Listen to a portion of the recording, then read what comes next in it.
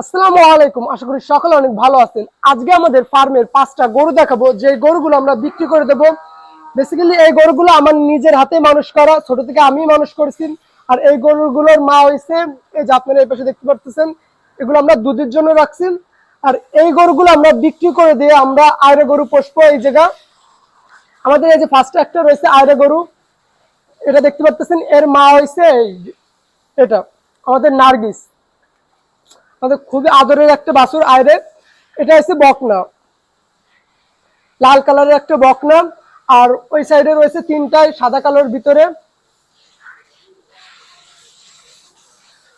আপনারা যারা পার্সোনাল ভাবে বাসায় গরু পুষবেন কিংবা খামারে পুষবেন, তারা কিন্তু এই গরুগুলো পছন্দ করতে পারেন, কারণ খুবই উন্নত মানের হাইব্রিড জাত।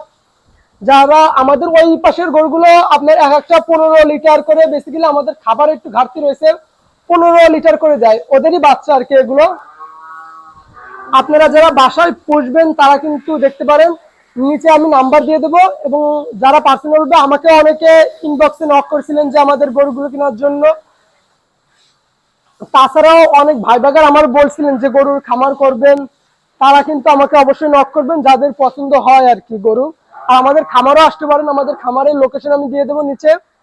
এছাড়াও আমাদের এই সাইডে অনেক বাছুর রয়েছে যেগুলো আমরা বিক্রি করবো না, এগুলো সব আয়রা বাছুর, যেগুলো নতুন বাছুর আর কি সব কটাই।